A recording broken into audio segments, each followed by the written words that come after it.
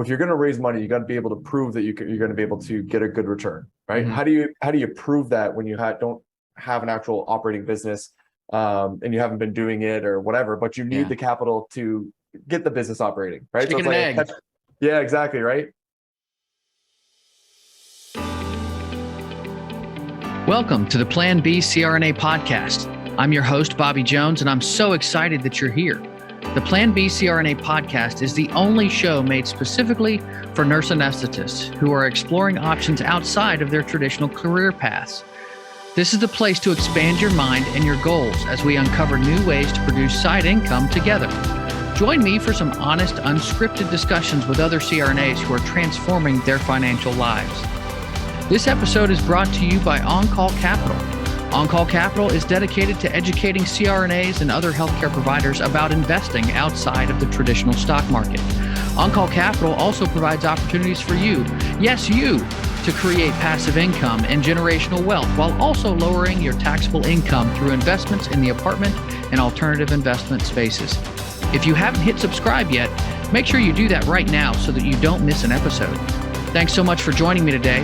And now, on with the show.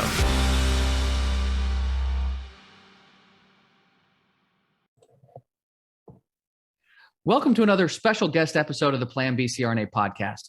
My guest today has a wide breadth of experience in the real estate world, but he set his sights on specifically Airbnb a few years ago with massive success. John Bianchi is a young man doing amazing things. In 2017, he stopped managing a $10 million investment portfolio to start his own Airbnb arbitrage business at the age of 24. Within 2 years, he was managing 15 cash-flowing Airbnbs in Chicago. However, more importantly, John had created a process of sorting through all of that Airbnb data so well that he could find highly profitable properties anywhere. He then started teaching that process to people as the CEO of Point Analytics and has since become known as the Airbnb Data Guy. John, I'm delighted to have you on the show today, buddy. I'm excited to be here. Thank you. So let's go back in time a little bit. You're managing this investment portfolio, and you decide to walk away from that. What was the inspiration for getting into this Airbnb space versus what you were already doing? Yeah, so I realized that I really didn't like what I was doing. I knew that I didn't like what I was doing. It was like clear as day. I was like, I can't do this for the rest of my life. And I got really lucky too, because usually to get to the point of having like $10 million of an investment portfolio that you're managing will take about 10 years with the route that I was going. But I was able to partner with somebody who allowed me to get there within 3 years. So like within 3 years, my career is already there. And I got to see the day-to-day process of what that was like because I had a partner, in the office next door, and I saw what he was doing, and I was like, this is just not me. This is not for me. And I was like, and so I knew it. You know what I mean? When you know, right? Yeah. Sometimes you just need the kick in the butt to like make the next move. The kick in the butt for me was Tony Robbins. So I had a little event there, and that was just all the motivation I needed. But so I knew I wasn't going to do that. And I knew I wanted to own a business though, right? So I was actively trying to understand what kind of a business I wanted to own, what were like the qualities that I didn't like about the business I currently own, and what were the qualities I was looking for moving forward, stuff like that, right? At one point, I was trying to figure out if I wanted to open up a online life insurance like application process. And I was like, what if I could do that? Turns out it turned into an actual business, so could have done that. But yeah, so like I really I happened upon this, I guess you could say, right? Mm-hmm. I had an extra room that was empty in my apartment, and I heard about Airbnb, and I was like, I'm going to just give it a shot. You know what I mean? I'm like, I'm going to test it out. I furnished the room and I put it up on Airbnb, and I tested it out, and like literally did it so wrong when I first started that I had to live with my parents for the first 2 weeks because I didn't want to get a bad review. I just messed up the whole thing. Like I ended up renting a house. Yeah. So that's how I got like literally introduced to it. Was I rented out that spare room, and then I realized I was actually making more money I was making more than my rent during the summer and like peak months. So I was covering my rent. So I was living for free, just had some other people living there. Super cool, right? And I was like, this is interesting. And when I get interested in something, I start going down like these rabbit holes, right? And so while I was still working, running that other business, that finance business, on my spare time, I was starting to read articles like crazy, like Google education is what I used to call it. And Yeah. I was reading up on Airbnb, what other people were doing, what was possible, what like tips and tricks, and like just learning all these different little things. And I realized like there's an actual business here. You know what I mean? Like you Mhm. can literally create a business, which I didn't realize at first, but after getting into it enough, you realize like people are building like these massive. I think the first one that really got me was I saw somebody with 60 homes, and almost all 60 of those homes are making $100,000.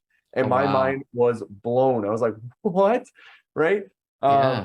And so it ended up like when I understood it, and then I understood the business model, right? Mhm. I realized that this was along the lines of what I was looking for, right? And so the funny thing, what actually really got me into it was I found this site called Air DNA, and on Air Mhm. DNA, it has every single Airbnb that exists in the world and how much money they're making, which is super Mhm. fascinating to be able to see, right? Yeah. I kind of Yeah. always explain like, imagine if you could see how much every single fast food restaurant was making, you'd probably like Mhm. want to open one. You know what I mean? Yeah. You'd be like, you know what, Yeah. that McDonald's making $1 million. Maybe I can figure out a way to open one of those. Right. So anyways, it was super interesting, and that really like made me realize that it was a lot of money was being made on these Airbnbs. And then I Mhm. started running the numbers, and I was like, holy shit, like you can actually make a pretty decent income. Right. And Yeah, yeah, it's yeah, amazing. Because I have been around some people who have had some success in Airbnb, and that is a big thing in the healthcare community is having Airbnb on the side. And yeah, so, yeah, exactly. Like, and that's, I was on the side for me as well. And the management of it was fairly easy, right? Like I was managing my own room, and I was like, this is easy. And then I went and opened up another one. And I was like, this is not taking a lot of time, right? Like once you get mhm, it set up, it's just, you get somebody else to clean it. You're not cleaning it yourself. yeah, And you're just communicating with the guests and the cleaner. And that's pretty well it. You're just going mhm, back and forth between those two. mhm. And so yeah, so like once I had a couple of them open, I started running some numbers, and I was like, what if I did this at scale? What if I had 100 of these, right? And I realized like how much money could potentially come in. I put together pro forma. I went out and raised some money. And as soon as I had raised the money, got the commitment, opened up the business, and like, it was happening, I then at that point left my finance business. So I sold Mhm. my portion of the business back to my business partner. And I went off to Chicago and started up the Airbnb business. So let's dive in a little bit here because you mentioned that you had to raise some money, Yeah. right? So how did you go about doing that, and how much did you end up needing to raise to get started? So the way I went about it was I mean, this is also where the data came super handy, Hmm. right? So if you're going to raise money, you got to be able to prove that you're going to be able to get a good return, right? Hmm. How do you prove that when you don't have an actual operating business, and you haven't been doing it or whatever, but you need Yeah. the capital to get the business operating, right? So Chicken it's and like egg. yeah, exactly, right? So all of this data that existed were all of these other people around all of it, like all across America, and how much money they were making. And it was clear as day, like right there. And you could go through it. And if you understood it and like were able to take the time to sort of extract that data out and put it into spreadsheets and try to make sense of it and like go through a process, then you could be like, hey, there's a pretty repeatable pattern here. You know what I mean? Like these two bedrooms in this certain area are making like $50,000 consistently. If my Hmm. rent is $1,000 or $1,500, like I will cash flow. You know what I mean? Like Hmm. there's profit there.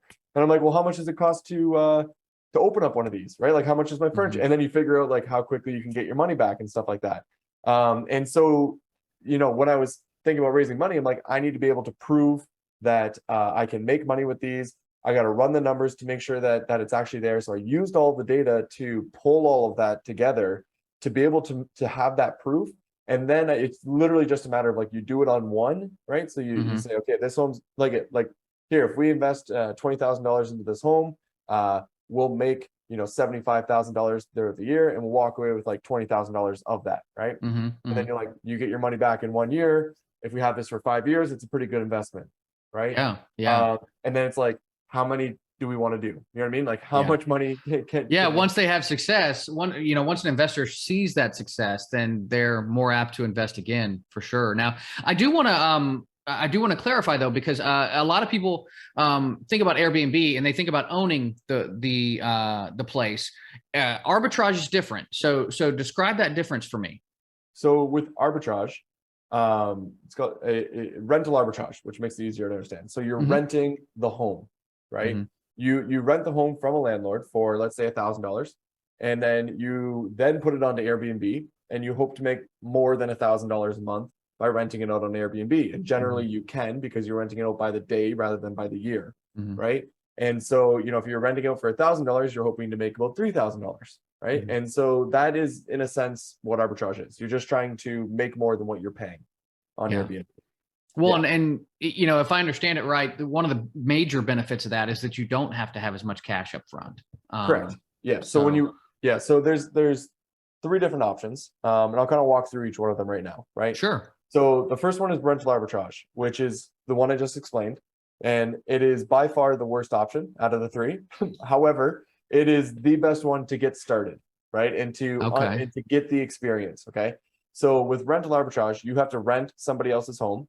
You have to pay for all the furniture, and you have to take on a bunch of liability, right? So you're signing a lease, you're guaranteeing that you're going to pay that amount of money. Well, you also, if you're going to have people in there and stuff, you're going to also have to clean the home. You're also going to have the utilities. You're also going to have the Netflix. You're also going to have the amenities. Like you're putting yourself up for a lot of liability. For myself, with the places that I have, that was $70,000 a year, right? $70,000 a year I was liable for with no asset. Right. So if everything stops, there's nothing there to sort of like cushion that blow. And so you're taking on that liability. Plus it costs somewhere around like $5,000 to $20,000 to furnish the entire unit, depending on the size. Right. So I have an upfront investment and I have ongoing liability. Now, if you do it right and you're really smart with the data and you know how to understand it and you pick the right home, all of this doesn't matter because you can make a good return on your investment. Right. That's the first option. The reason I say that it's the worst option is because of all the liability and all the investment up front. Now, when you compare that directly with the additional option, the second option is managing somebody else's place, right? So millions of people have second homes, vacation homes, all these different things. If you can find somebody and say, hey, I'll do all the work, just give me a percentage of the returns. Your home's already furnished. I'll put it up there. I'll take a percentage. So you're not paying for the furniture. You're not paying for the mortgage or the utilities or anything. The landlord's paying for all of that, but you're telling them, I know how to do this. I'll do all the work. Just give me a cut of the return for my time, right? So no money up front, no liability. In that case, it's kind of a great scenario. Now, the issue here is that nobody really trusts you with their property until you have the experience. So you usually have to buy the experience by doing a rental arbitrage, do it, and then you can get those management contracts, right? When you've like proven that you understand the operations, how to communicate well, how to like clean the home well, like how to do all these things really well, right? Then you can go to anybody and be like, hey, I can do this, right? Which is, management's really how you scale. So a lot of people will start with arbitrage, they'll do quite a few, then they'll get into the management, and then they just keep picking up management as much as they possibly can, right? Now the third option is obviously buying. So if you're going to go buy, like that's the best option by far, because you actually own the property, you're gaining equity, you're gaining cash flow. Anything goes wrong, you can rent it out. You have like a lot of, everything goes terrible, you can sell it, right? And, if you buy the home properly, that you walk away with profit. Like there's so many more options to make money when you actually buy. It's just costs way more money to get started. They're usually like 10 times the amount of money. Right. Okay. Yeah. Not 100% 10 times, but No, I get it. I mean, like, and depending on where you're buying, I mean, if you're talking about some of these vacation rentals that are in places where people want a vacation, you're talking beaches and mountains. Those are expensive properties to purchase. Very much so. Yeah. And they're not the only ones that are available, of course, but Yeah. Yes. And it's I always tell people that most homes are not better off as Airbnbs. Like very few are better off as Airbnbs. Most of them do just fine as long-term rentals, right? Because there's more expenses with Airbnb, and you need more demand. And so you're talking about the price of the property and like usually more expensive. Well, with Airbnb, to be in a desirable area where people are going to be traveling to and staying in a home that they want to stay in for their vacation, it's usually not the cheapest home on the block. Right. Yeah. So that is something to keep in mind and factor into that. For sure. So let's get into a bit of the nitty gritty of why you're actually here, which is the analytics portion. So, you mentioned a little bit earlier about how you kind of had to take some lumps, and you tried some things out in the beginning, and you ended up kicking yourself out of your own apartment. Yeah. But what other kinds of things happened along the way to help you when you were refining your analytics process? That's actually like a great question that almost nobody's asked. So I like that a lot, because it took me, 2+ years to get the process done like well, like Yeah. really, like where I felt like really good with it. It was about 6 months to where I got to the point where I could actually like find the homes that I was looking for that were going to be profitable. Mm-hmm. But like even still to this day, I'm still refining it. Like still, I have I have a full-time job as a data analyst for a short-term rental investment fund called Superhost Labs. And it's my job day in and day out to sort through Airbnb data. I also have a full-time Airbnb data consulting company that helps people understand data, right? And I'm Yeah. constantly like putting out content to like help people with data. So it's a never-ending like refining process. And I learn a little bit like more every day. And I'm always kind of creating these theories on like what's happening and what's going on and how I can help more. But it all started at one point where I had no idea what I was doing. So Yeah. yeah, right. So I guess what I wanted to do was I saw all the data on this site called airdna.co, right? Mm-hmm. And I was looking through, and the way they have it set up is they have all these little dots all over the place, right? And these little dots have all this information about how much money is being made by the specific Airbnb. Like each dot is an Airbnb. You hover over it, and it tells you all this information. And so I was like, oh, this is really cool. And then you start finding homes that are making like a ton of money, like Mm-hmm. 150,000, 200,000. Your mind's like, what is going on, right? Like, how's this even Yeah. possible? Eventually I realized I'm like, I can't track all of this. You know what I mean? I hover over one dot and then I hover to the next one. I forget the one prior. And so I literally pulled out a piece of paper and wrote out everything, that all the details they would give me on each property. I would just go through and I'd write it out, and I'd write it out, and I'd write it out. And I had like these sheets of paper. This is like the most OG way. Yeah, no kidding. I'm like, Yeah. that's not at all what I was expecting you to say. No, yeah, literally on a piece. I wish I could find them. I swear I saved them somewhere, but I literally wrote it all out. And I was like, and I started to realize like, okay, like these homes are making pretty good money. Like you could start to see patterns, right? So I didn't realize it at the time, but I was seeing patterns. And now I know that all that data is patterns and trends. It is something that is repeatable, right? You're looking for some sort of consistency that you can then do again. It is called the Burger King logic. McDonald's spends millions of dollars to figure out what corner to be on. Burger King opens up across the street, right? With the exact same product. Yep. So that's essentially what I was doing. I was trying to see what these homes were doing that they were doing really well, and then I was going to replicate it, right?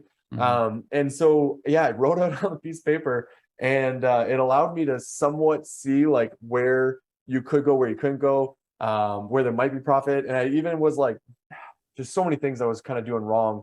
But I started to learn more. And I think one of the scariest things that ever happened where in this refining process, at least one of the biggest jolts forward that I very clearly remember, was I was looking to sign 2 leases for they're both going to be $7,000 a month in Michigan, Ann Arbor, across from the big house.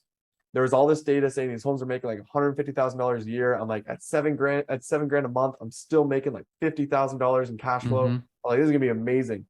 Then I go to a networking event. I talked to some guy about this, and he goes, that's completely wrong. He had no idea about any of this. He's like, he's like, I'm from here. He goes, there's no way that can be true. And I was like, and I wanted to be like, it is true. You're an idiot, right? But then I was like, maybe I'm the idiot, right? So I mean, that's, you got to take in all that kind of information and question yourself. You have to constantly. You have to be okay with being wrong, right? As I always say that all the time. Like, I have all these theories, and I'm okay with being wrong. But yeah, so I went back and checked the data, and I went like way further into it than I was before. Like, I looked for things that I wouldn't have thought of, like looking into the calendar, looking into the reviews to see if there was a review every single month on the person's Airbnb listing, to ensure that they were actually operating on it every single month, right? Checking to see if their calendar was spotty so that I can know there was actually bookings coming through. Like, all these little details that I wasn't doing before, I started doing them. And I realized that I was 100% right. All of that data that was in there was crazy wrong, like really, really wrong. And so, yeah, so like, it turns out AirDNA has, I say about 80% of the data is wrong, like across the board, across the entire country. Yeah. So it's useless, bad data in there. And that was the biggest eye opener for me. And I would say like, so anyways, that's a fun little story of like something that was a big learning curve for me that really helped. Yeah. That could have turned into a huge mistake, right? But some more mistakes that I made were I I got these 4 bedrooms in Chicago, right? Hmm. 4 bedroom Airbnbs. And I think I got lucky. The first few were pretty big places. Like they were good sized places. They had a dining room. They had a lot of space for 12 people to walk around because that's how many people I was hosting at a time. But then I ended up getting this other one that was a 4 bedroom that was smaller, right? Hmm. You could very clearly see it was smaller. And that one absolutely tanked. Like Hmm. did not make me money at all across the board. And what I realized was that it wasn't about just having a 4 bedroom in a certain area that was going to allow me to make that amount of money.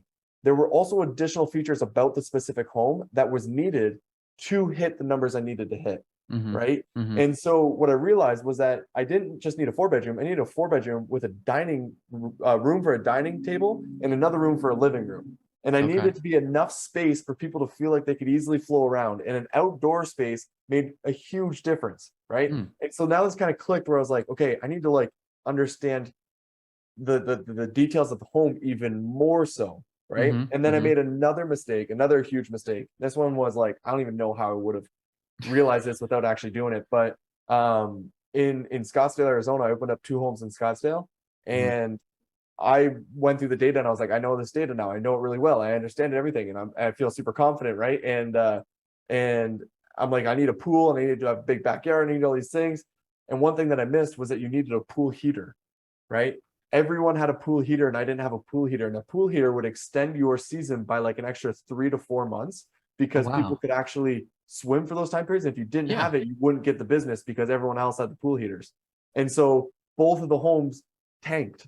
And it like I lost everything. So I realized even more so how important it was to see the nitty-gritty little details that are so easily overlooked. And all of this I've refined into like a step-by-step process, right? Yeah. So all Yeah. of these little learning curves that I've made along the road have turned into like a step-by-step process. I made a course about it on YouTube. It's out there for free. People can go through it. 10,000 people have gone through it. Actually, Hmm. 10,000 people have started it, but only 10% have finished it. But Yeah.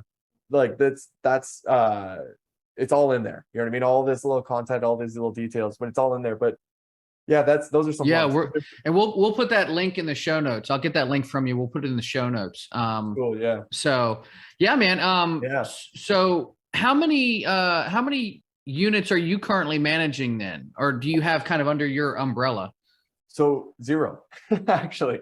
Okay. Yeah. Yeah. Because you're So running your business now. well, no, because 2020. So, Okay. yeah, Let's talk about that then. yeah. So what happened was, 2020 hit. You know, I got like 30 to $35,000 a month in expenses, zero revenue coming in. I got all of my homes leased up, so they all were good and taken care of. I had somebody else. I was paying the rent, right? So then I Hmm. found somebody to take my lease, right? Like Hmm. within a month, all of my leases were gone. But at the same time, I had somebody who asked to buy my business, like literally like April of 2020. Somebody's like, I'll buy your contracts, right? Hmm. And to me at that time period, I felt like the luckiest person on earth. I was like, yeah, let's do it. You know what I mean? Like you Hmm. get so he bought my entire business, bought all my contracts, Yeah. and essentially took over all of my homes. And so I was living in the States. I moved back to Canada, went did some other stuff, and then I put that course on YouTube, and that actually turned into a business without me even trying to, which is the point analytics business where I now do Airbnb data consulting. So I don't do the day-to-day management of Airbnbs anymore, Hmm. or Hmm. right now. I don't Yeah. do that. I do work for a fund that has about 40. We're going to have 40 homes by the end of August, up and running on Airbnb. And I'm actively looking to get my own properties, but I'm going to be looking to buy properties in a joint venture deal, as many as I possibly can moving forward. So nothing Very yet. cool. Talk to me in a year, and I guarantee I'll have one or two. Yeah. That's so cool. So you mentioned that DNA is not exactly giving you this great information, or so where do you actually go for information now? Do you still use AirDNA to an extent, but do I you use have other AirDNA. places? Yeah, I use AirDNA every single day. Like, Okay. so AirDNA is, yes, it's got a ton of issues. So do all the other providers. nobody's providing just clean data. And so you have to sort through it no matter what. Now, I trust AirDNA's data the most because I've used it the most. I understand it. I know where their faults are, and I know how to get around them, right? Okay. Whereas like some of the other guys, I don't know as well. I don't like, I've read up on AirDNA's like algorithm, so I understand how it's all operating, working, right? Gotcha. But yeah, AirDNA still, like I do have a tutorial on AirDNA on YouTube as well, and I'm 99% sure I walk through all of the bad data during that tutorial to ensure that nobody's going through that. I do have it like a also 26-minute video talking about Airbnb's bad data. Yeah. So cool. So then tell me, like, you've been in this for a while. So how has Airbnb changed in the last 5 years? Obviously we had the pandemic. What are the changes that you've seen in the Airbnb industry, and where do you see it going in the next 5 years? I mean, is there still going to be plenty of opportunity out there? There's been so many changes. Like to be honest, Airbnb and the hospitality arena sort of changes quite a bit and quickly. I think because it's still developing, it's still new, and people are still learning about it, right? So if you're going to get into it, you have to be okay with that, right? For one, or at least like be excited about the change and like kind of want to be a part of that. So when I first got started, Airbnb was a lot easier. And I thought I missed the train with Airbnb. Like there was it had already been happening for so long. I thought it was like, there's no way I can, make this happen. But it's how kind of everyone looks at it. And then you realize there's tons of opportunity once you really get into it. So when I first got started, Airbnb was fairly easy. Like you could be successful in a ton of places and cash flow with it. And you really didn't need like the best product in the world, right? And so you could put an Airbnb up as long as you're like decently good spot, right price, rent or purchasing the home, you're going to make money. And then 2020 hit, and everything sort of, about 200,000 Airbnbs disappeared from Airbnb like overnight.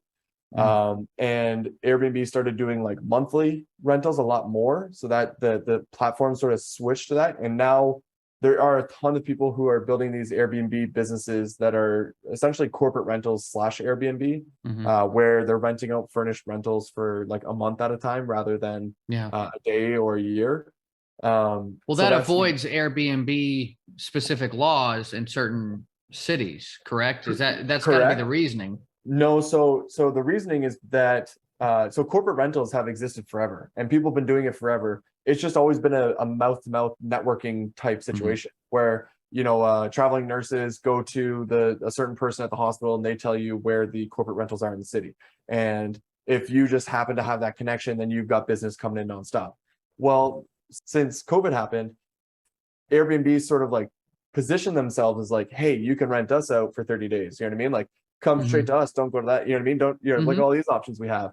And then, and all the people that were dying for business, all the hosts that just lost all their business, they would take anybody. We're like, come on in, right? And so and because of that, it is now a staple. So like now, if you need a 30-day rental, you find it on Airbnb as like a traveling nurse. Traveling nurses go straight to Airbnb.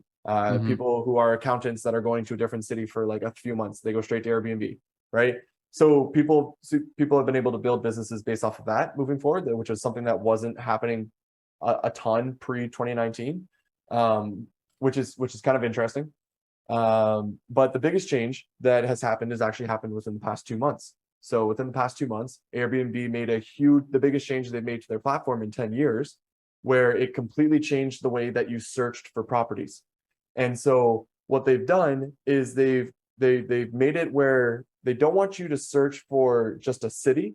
So they don't want you to be like, hey, I want to go to Joshua Tree, because what's happening is like, you can only think of 20 cities that you might want to go to. And say you want to go to like the Smoky Mountains. You're not thinking of all of the cities around the Smoky Mountains that offer the exact same thing as Gatlinburg, but you're going to type in Gatlinburg because that's the one that you know, right? And so what was happening is everybody on Airbnb was getting pushed or was going straight to Gatlinburg, but there were so many so many other options. So they've redesigned it where if you want to go to Gatlinburg, you're seeing all the options, right? Okay. The reason this is super interesting is because the boring homes are losing big time right now, like big time. So before, everyone would be looking at just at Gatlinburg, a small little city, right? Now they're looking at everywhere around the Smokies when they go to search. right? Mm-hmm. That's how Mm-hmm. Airbnb has set it up. So Yeah. so the properties that are coming to the top are the best of the best, right? The ones that look the best, the coolest, have the best reviews, that Yeah. are just like have all the amenities, they're showing up, right? And Mm-hmm. so now all of those types of homes are getting booked all over the place, and they're still making a bunch of money. They're making just as much as they were last year, if not more. And now, however, the boring homes, the ones that people have just kind of like thrown up and were like, I can do anything. You know what I mean? I'm in Gatlinburg. Mm-hmm. I'll make a bunch Mm-hmm. of money. Yeah. They're losing like 20-30% of their revenue, right? Mm. From year over year, which is, go from 100,000 to 70,000. That's a big deal. It's gonna kill your cash flow, right? Yeah. Yeah. So yeah, that's without a doubt the biggest change that has happened within the Airbnb space and crazy enough, only the last 2 months. And Yeah. I see that is going to make Airbnb way more competitive. You have to have the strongest property. You have to have the amenities. You have to have the hot tub and the view and the sauna and the pool table and the Mm-hmm. big room in the cabin and the wood inside and the really nice Yeah. design and the great photos. You got to have it. Otherwise, your traditional home's not going to compete with that. Yeah. Simple as that. So Man, that's changed. fascinating. That's Yeah, really fascinating. yeah, it's a Um, cool one. yeah. So I mean, I guess that's going to drive people to improve their properties in a sense, and Yep. you get eaten up. That's exactly So it, right? Like even I got a guy that works with me. He's got a couple of homes in Blue Ridge. One's absolutely amazing property. It's killing it, doing really well. The other mhm. one is like decent, and he's already thinking about selling it. You know what I Yeah. mean? Because he Yeah. knows. We've got some properties in Scottsdale. One is just absolutely blowing it out of the water, like our projections out of the water, and then two of them are they're making it. You know what I mean? Yeah. They're Yeah. doing well, but that's nothing in comparison to the other one. So. Well, Yeah. and that speaks though to the ability, for scaling and having those economies of scale that can protect your overall investment.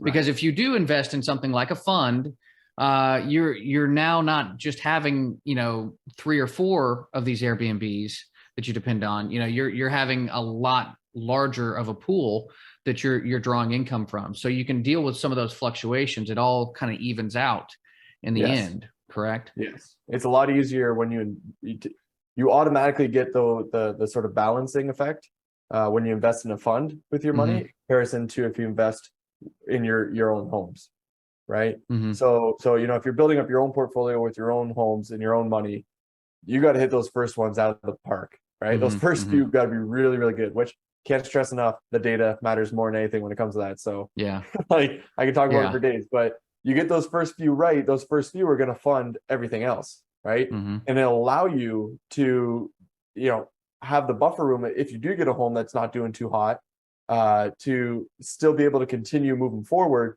and eventually get rid of that home and replace it with a better one, right? Yeah. Yeah. I definitely got lucky with that. My first 4 in Chicago just absolutely killed it. Like just did extremely, extremely well. And so, and then I had one that just absolutely tanked, so. Yeah. And that can happen. I mean, that's what people don't talk about enough, I think, when it comes to Airbnb, is that you can have a property that just doesn't perform well. A lot of people have properties that don't perform well. Like Yeah. it freaks me out how much people don't talk about it, because I'm staring at the data all day, every day. Mm-hmm. And I feel like there should be articles out there about people saying like, I tried Airbnb and I lost so much money, but I feel like people don't want to admit it. Here's my Because Airbnb nightmare, like, yeah, not a guest, ruining something, but instead like how I worked for 2 years and made no money.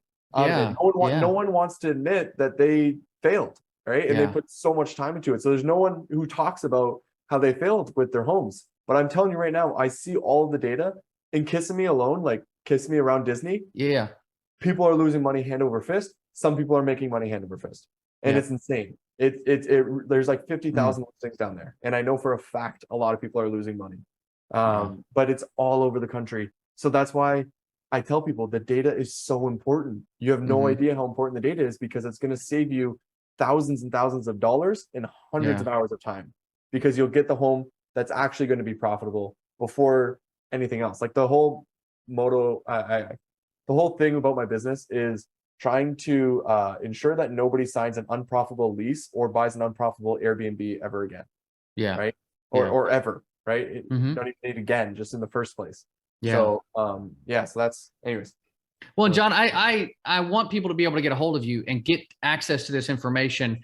Tell us about your contact info. How can people get a hold of you? So email me. I like to just email, and I do like to hop on calls with people, and I like to have a consultation. I like to talk about your story, where you're going, what you're trying to do. So email me at hello@pointanalytics.co. That once again, that's hello@pointanalytics.co. Cool. And so just so I can also mention my company, what we work with people is I have these reports that helps you see an entire market and figure out where within that market the most money is being made. So we extract all of the data, organize it, sort it, clean it, and put it in a way that literally lets you find the most profitable area, unit size in that entire city or market, whatever market that may be. And then I have a process, that a free course, training course on how to understand that report and go through my process that I use on a day-by-day process. And it teaches you every other little detail that you need to know to ensure that you are getting the most profitable Airbnb in your market. Yeah. Right. So that's what my business does for people. And if you're looking for something like that, that's what we can help you out with. That's awesome, man. Well, John, thank you so much for being here, sharing your knowledge. I hope that the people listening really got a lot out of this discussion, and I hope they'll reach out to you and get more information, because there's certainly a lot of people looking into Airbnb, and I hear you. There's pitfalls out there. You got to watch out. Yeah, data can save you. Absolutely. Yeah, thanks for having me on, Bobby. I appreciate it. I looked into the Airbnb model for myself a while back, but I actually ended up never following through because I felt like I just couldn't get, figured out how the analytics were working with that. So when John reached out to me, I knew that I had to have him on the show, and he did not disappoint one bit. His knowledge of the Airbnb space is extensive, and he shared a lot of that today. Now, when you're thinking about getting into anything with real estate or investing in general, it's important to properly weigh the risks. Too often we look at the rosy picture, imagining how good we look draped in the success of a potential venture, instead of thinking about all of the things that could go wrong, from incorrect analysis to something missed in due diligence and everything outside and in between. If something seems too good to be true, make sure you do a thorough risk assessment before jumping in. You'll be glad you did. Now, that's going to do it for the show today. Make sure you check out John's YouTube page, where he has tutorials for AirDNA, and you can reach out to him via email. It's all linked in the show notes, so make sure you check those out. Until next time, be safe and take care of each other out there. Thank you so much for joining me for another episode of the Plan B CRNA podcast. If you haven't already subscribed and reviewed the show, I'd be honored if you took the extra time. It really helps to expand our reach and get the word out about the show. If you're a CRNA who is interested in sharing your story on our podcast, I'd love to have you. Please email me at bobby@oncallinvestments.com for more information. This episode was brought to you by On-Call Capital.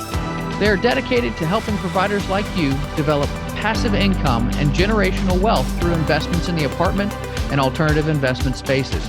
Feel free to check out their website at www.oncallinvestments.com and subscribe to their free educational email series. You can find On-Call Capital on Facebook, Instagram, and Twitter. You can also check out our YouTube page, where you'll find all of the show episodes along with other educational videos. Thanks for listening, and we'll see you on the next episode.